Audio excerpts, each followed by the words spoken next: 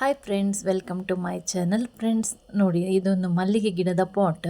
ಅದರಲ್ಲಿ ನಾನು ಕದ್ರಿ ಪಾರ್ಕಿಂದ ನಾನು ಮೆಣಸಿನ ಗಿಡ ತಂದಿದ್ದೆ. 1 ರೂಪಾಯಿಗೆ ಮೆಣಸಿನ ಗಿಡ ಸಿಕ್ಕಿದೆ. ಅದನ್ನು ನಾನು ಏನು ಮಾಡಿದೆ ಅಂದರೆ, ಫಸ್ಟಿಗೆ ಬೇರೆ ಪಾಟಲ್ಲಿ ಹಾಕಿದ್ದೆ. ಅದು ಅಷ್ಟು ಚೆನ್ನಾಗಿ ಗ್ರೋತ್ ಬರಲಿಲ್ಲ. ಹಾಗೆ ನಾನು ಮಲ್ಲಿಗೆ ಗಿಡ ನೆಟ್ಟಿರುವಂಥ ಪಾಟಲ್ಲಿ ತಂದು ನೆಟ್ಟೆ. ಇವಾಗ ಆ ಮಲ್ಲಿಗೆ ಗಿಡದ ಗಿಡ ಕೂಡ ಇದೆ ಪಾಟಲ್ಲಿ. ಅದೇ ರೀತಿಯಾಗಿ ಮೆಣಸಿನ ಗಿಡ ನೋಡಿ, ಎಷ್ಟು ತುಂಬ ಮೆಣಸಾಗಿದೆ ಇದರಲ್ಲಿ.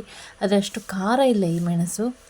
ನೋಡಿ, ಇಲ್ಲಿ ಮಲ್ಲಿಗೆ ಗಿಡ ಸಹ ಇದೆ. ಅದರೊಟ್ಟಿಗೆ ಈ ಸಣ್ಣ ಸಣ್ಣ ಬಸಳೆ ಗಿಡ ಕೂಡ ಆಗಿದೆ. ಬಸಳೆ ಬೀಜವನ್ನು ತಂದು ಹಾಕಿದ್ದೆ. ತುಂಬ ಬಸಳೆ ಗಿಡ ಕೂಡ ಬೆಳೆದು ಬಿಟ್ಟಿದೆ.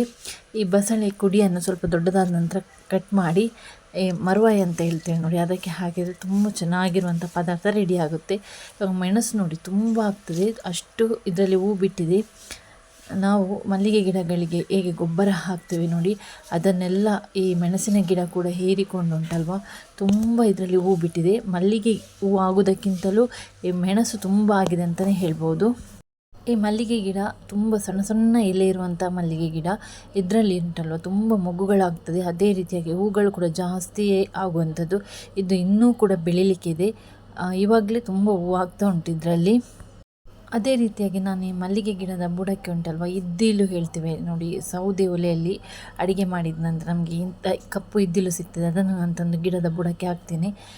ಇದನ್ನು ಹಾಕೋದ್ರಿಂದ ಗಿಡದಲ್ಲಿ ತುಂಬ ನೀರಿನ ಪಸೆ ಇರ್ತದೆ. ನಾವು 1 ದಿವಸ ಬಿಟ್ಟು 1 ದಿವಸ ನೀರು ಹಾಕಿದರೂ ನೀರಿನ ಪಸೆಯನ್ನು ಕಾಪಾಡ್ತದೆ ಇದು. ಹಾಗಾಗಿ ಗಿಡಗಳ ಬೆಳವಣಿಗೆಗೆ ಇದು ಕೂಡ ಒಂದು ಪ್ರಮುಖ ಪಾತ್ರವನ್ನು ವಹಿಸ್ತದೆ.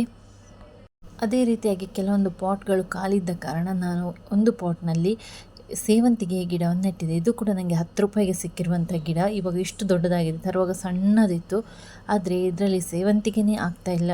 ನನಗೆ ಗೊತ್ತಿದ್ದ ಮಟ್ಟಿಗೆ ಸೇವಂತಿಗೆ ಬೆಳೆಯುವುದು, ಸೇವಂತಿಗೆ ಹೂ ಆಗೋದು ಚಳಿಗಾಲದ ಟೈಮಲ್ಲಿ ಅಂತ ನಾನು ಕೇಳಿದ್ದೆ.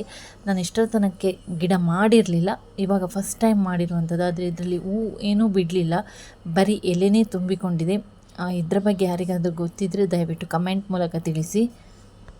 ಇದೊಂದು ಸಣ್ಣ ನನ್ನ ಗಾರ್ಡನಿಂಗ್ ವಿಡಿಯೋ. ನಿಮಗೆ ಇಷ್ಟ ಆದರೆ ಲೈಕ್ ಮಾಡಿ, ಹಾಗೆ ಶೇರ್ ಮಾಡಿ. ಸಬ್ಸ್ಕ್ರೈಬ್ ಮಾಡದೆ ನೋಡ್ತಿದ್ದೀರಾ ಆದರೆ ದಯವಿಟ್ಟು ಸಬ್ಸ್ಕ್ರೈಬ್ ಮಾಡಿಕೊಂಡು ವಿಡಿಯೋ ನೋಡಿ. ಮತ್ತೊಂದು ಹೊಸದಾದ ವಿಡಿಯೋದೊಂದಿಗೆ ನಾನು ನಿಮ್ಮನ್ನು ಭೇಟಿ ಆಗ್ತೇನೆ. Thanks for watching.